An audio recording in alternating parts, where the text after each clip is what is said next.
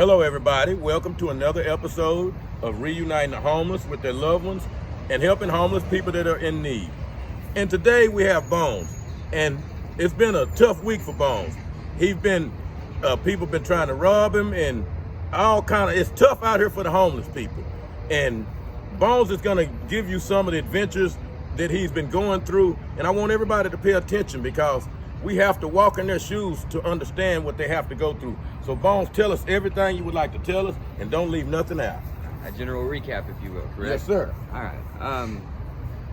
Well, let's start it off. I had a good week financially in the beginning of the week. 2 days ago was very rough. A friend of mine is starting to, she got kicked out of her area she was at.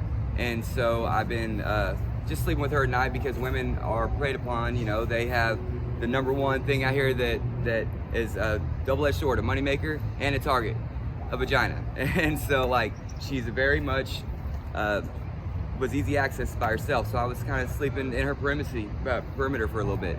And but I was there, and I'm laying there in this little corner area, and these people, the public, throws a firecracker at me, and it was a big firecracker, probably an M80 or something. And just a second, Art. And it was a big firecracker. And so what happened was my bed caught on fire, caught my blanket on fire, and everywhere from about here up, it caught me on fire. And I had a glass pipe next to my side, and the glass hit my side and hit my eye, and now my eye's swollen up. And I'm a quality control inspector for the foraging industry whenever I'm not an unemployed homeless man. And so my eyes are very important to me. They're how I make a living. And actually, if I even lose one eye, you don't have depth perception, and then so I can't even tell how deep a crack is inside the integrity of the metal. So it's very much important to me that I take care of my eyes and everything like that. It's been very hot. I will say, I'm gonna go ahead and show you guys. A friend of mine, U-Haul, these men at U-Haul take good care of me, and he gave me a brand new pair of boots. Brand new to me, if you will. And I like them very much. They're heavy though.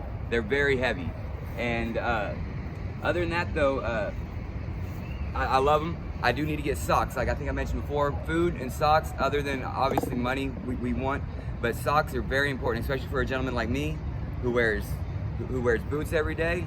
I go through socks bad, and my feet are horrible because I've only had one pair of socks for a minute.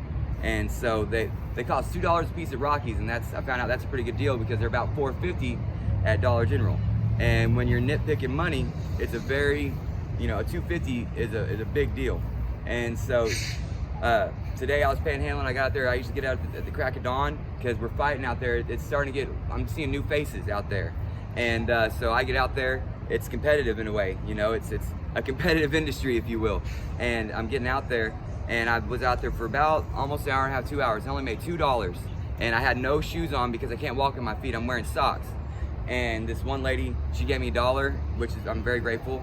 And then she honks at me, turns around, and she gives me some Nike sandals as well. So the public are very nice. Not everyone has a poor deception of us or poor perception of us. Some people are genuinely out here trying to help us and trying to, sometimes give us they're opening their wallets, giving us their hard-earned money and allowing us to go ahead and survive. My sign that I love the most, it says, "Surviving by your grace." And so by your graciousness out here is how I do what I can. I guess I can finish off by saying I met a guy at Domino's.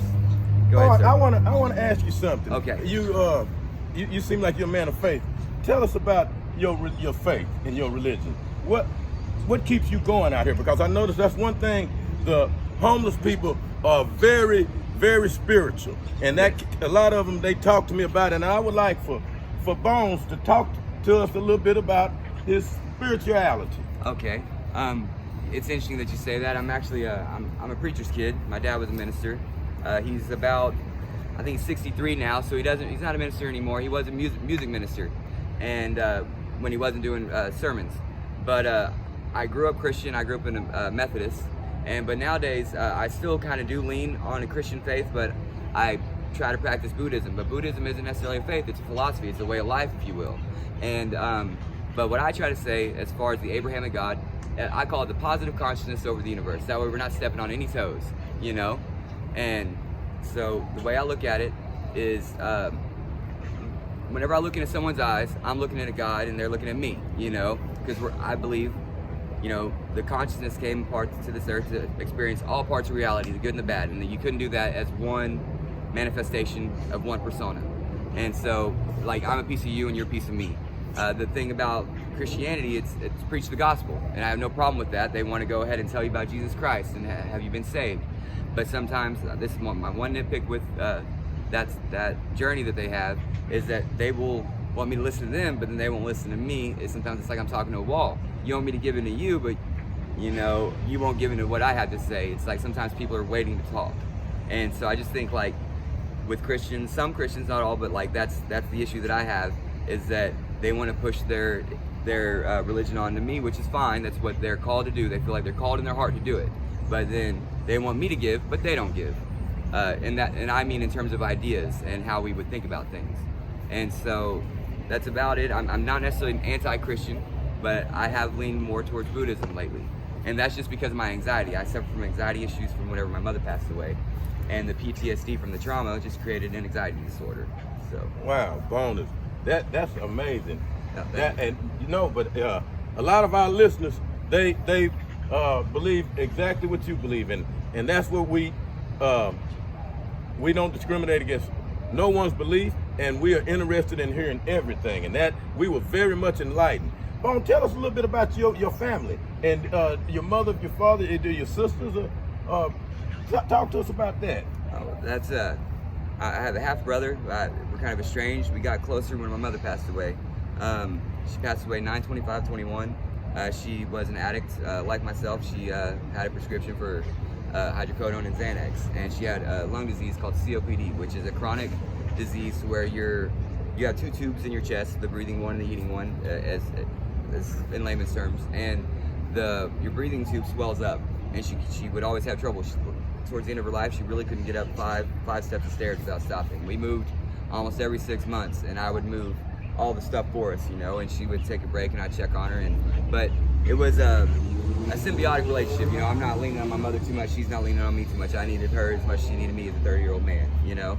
And I didn't feel like I was like that type of gentleman who's 30 years old, hey mom, you know, trying, crying from the basement trying to get some Cheetos. No, we generally worked together she was one of my best friends, you know. It's my mother, but towards the end of it, it did feel like she was more of a friend than a superior, an authority mother figure, you know, which is okay. But she passed away in her sleep. She just, there towards the end, she was on probation, and my mom was a pothead, but she liked smoking pot, but she couldn't, you know, you have to fail dirty UA, you're going back to jail, prison. And so she started leaning more towards that Xanax to get that head change, if you will, and she was abusing that too much, and she would fall asleep, and I would close. I'm also a bowling alley mechanic whenever I'm not, you know, doing quality control. And I would get off work from the bowling alley, and this is 2 in the morning, and, you know, she'd be nodded out asleep and looking bad. And I found her on the floor many times, just falling out. And the last time was on a Sunday, and it was about 4 in the afternoon, and we lived in a 1-bedroom apartment, and I gave her the bedroom. I slept in the living room, and she woke up high, and I said, hey, let's get something to eat, put something in her stomach. We get some Little Caesars at noon. I said, go back, take a nap, and it's hot. It was, you know, August, September, and so we take a nap, and I wake up, and I go into the room, and she's sitting up with her face down like this, and she's gone. Oh my goodness. And that was very traumatic. I called 911. They told me what to do. I laid her face down. I picked her up. I laid her face up on her back, gave her CPR, tried to bring her back, and it wasn't something I could. She was gone. Oh And that's just about my mother. There's many other things, but I think that's probably good enough for now. That's not why I'm out here, but that's a big catalyst to what steered my life to going this way. Yeah. Wow. The anxiety disorder. I wasn't really like this so much before my mother died. You know, I used to sing in front of people and everything like that, and I still can do that. But You can sing, Bone? Yes, I'm not doing it right now. But I have to have my guitar usually. But yeah, Stay tuned for Bone singing. We're gonna have that one day. But yes, go thank ahead, you. Bone. But yes, I'm a musician, and so I've sang in front of hundreds of people before, you know, at many different bars and in churches. But also just being around a few different people, like when there 6 people having, you know, 6 different conversations over your head, or maybe they're crowded you, it's too much for me. I had to step back, you know, and just things like that. And I've never really suffered from things like this until this PTSD manifested itself.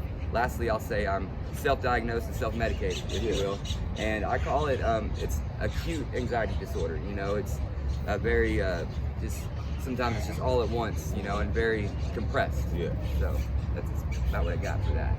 Okay. Bone, let me ask you this. Yes, You sir. look like you been having a rough time out here. You've been in a couple of fights lately. I see you might have a little something around your eye. What happened? No, What's going on out here? Well, I think we mentioned like I said earlier, when that firecracker hit, man, it hit my. I had a glass pipe next to me, and it hit that pipe, and it blew up, and it hit me in the face. Well, now, I don't know if you told my listeners that. You might have mentioned that when we were talking earlier. Oh, but okay. tell my listeners what actually happened. Now, this is what happened to Bones, and he's homeless. Now, people can't do things like this. We're treating homeless people like they're less than human. Bones, explain to him what happened. Well, I was with my friend. She got kicked out of her area, and so I just been protecting her, if you will, and keeping an eye on her. And so I've been sleeping within her vicinity. And so someone threw a firecracker from the street. I was asleep, and so it scared the crap out of me, man. When it blew up, the wick from the fuse, it started burning my arm, and it caught my arm on fire all up here. And then I don't know if I have any scarring on my back or anything like that. All that's all from the wick. And the wick caught it, then it caught my bed on fire, then it caught my blanket on fire, and then whenever it finally exploded, I mean, that's a loud explosion too, and that scared the crap out of me. But when it exploded, I had a glass pipe next to me, and that, I'm pretty sure that's what happened. The ricochet, the glass pipe hit me in the face. Oh my goodness. And you know, I still haven't really looked at it too much. I see. You know, and so that's what happened. And people are always like, they think what you thought. I got into a fight, and I've actually never. Someone tried to beat me to death. That's a story for another day, I think. I think I mentioned that our first interview or talk. You know, I showed you the scar on my head. We can dive into that some other time, I guess. Yeah. But that's the only time. I've never actually been in a fight, man. Really? Yeah. So you get along good with your fellow homeless people out here, Yeah. Except for a few. I try non-confrontational, and I try to de-escalate. Yes. Bones, tell us a little bit about the homeless people have a code of ethics out here. And like, for instance, if you have a place that you staked out for your tent or whatever, is that place yours, or how do y'all? That's a very good question here. So that's a good one because, well, I think I call it pulling up concrete for me personally as a mobile nomadic person. In the summer, you can just go anywhere and pull up some concrete and lay down. So, you know, like I said, have a blanket, a yoga mat, and the umbrella. You put the blanket over the umbrella. That creates a room of privacy, you know. But we have no ownership out here. I could say, hey man, can you bust a move? And he'll say it's a free country, and he's right. But you could, you know, leave my vicinity. But the only ownership you would have is a tent. You know, you just have that perimeter as a tent. You know, and then actually just yesterday, I'm talking to my friend, and I'm trying to get to use her pipe. And this guy walks up. He's new around here. He's like, can I use your lighter? And then she freaks out. And who is that? And I was like, I barely know him. You know, he's just this tall black dude. I don't know him. And she's like, well, you need to get him out of here. So all of a sudden, I told him, like, man, don't walk up to people's tent, bro. You know, like, especially if you don't know them. You might have known me, but don't walk up to someone's tent. Like, now I'm out freaking using a pipe because mine blew up that morning. And, you know, now I got to... It blew up, Bone? How did it blow up? The firecracker. When Right, they threw the firecracker and then your pipe blew up too. Here's the funny part about it, though. That tall man, he had met us the night before, and he smoked with that white girl. And then he says, well, I got a pipe. He's got my broken pipe. I was like, this is the smallest pipe I've seen, man. Hey, this is my pipe. You found it at the pawn shop. He said, oh, yeah, I did. So I was looking for this, man. I wanted the Brillo out of it. But yeah, ain't that something? And then it cut me trying to push it. So yeah, and I don't trust that guy for nothing right now. I'll tell you what. And I was trying to help him too. He was standing there in front of the store. I'll finish up with this. And I said, hey man, you don't want to stand at stores. If you're asking for money, don't stand there. You'll get banned. If you're new, you want to use these stores for food and like things like that to get things from them as a store. But also, they're an asset for money sometimes. So snake in and out. Like as you're going through, hey man, you got $1? And then just bounce and leave. Don't just stay there loitering and asking for money. There is a way to do these things. Snaking in and out. Yeah, I call it snaking in and out. You bounce in and out. That way, they don't even realize you asked for a couple bucks, and then you're gone. Or by the time they do notice, you're gone. Yeah. You know. So yeah. I don't think it should be. I don't think there's nothing wrong with people less fortunate asking for money, and when they call it panhandling. And I know people got a bad attitude toward it, but just think, people. It takes a person that's down on their luck to do that. And we can't look down on them just because we're up on our luck, and we won't do that. I ain't proud being out there. I don't want to be out there. I'm out there because I have to be, in a way. And some of these people, it's like this one girl said, I don't mean to come up behind you because I was getting back on the street. And it's like, my stuff's right there. And she said, I know that's your stuff. I see you almost every day. I said, I'm sorry. That's not a good thing, Yeah. And to mention what you said, the interesting is, it's illegal to actually, be out there in front and asking for money. But it's illegal only before they go in the store. Once they come in the store and go out, you can ask for money once they go out, because the way they look at it is I took money from the racetrack if I asked them before they went in. Okay. But sometimes it's like if I'd asked them before they go in, they could have pulled $5 off cash back or something. It's a very, it's an interesting thing. Well, see, there's the protocol right there. You can ask for money as they coming out of a store, and it's perfectly legal, as long as you don't stop them from making their profit on coming in. It is frowned upon, however. Though. It's frowned upon. Yes. It's frowned upon. It's frowned upon for us to be there, in that locale. But America, we're people of second chances and people that help people that's less fortunate. We don't look down on them because they're doing that. We want to help them. And there's nothing wrong with that.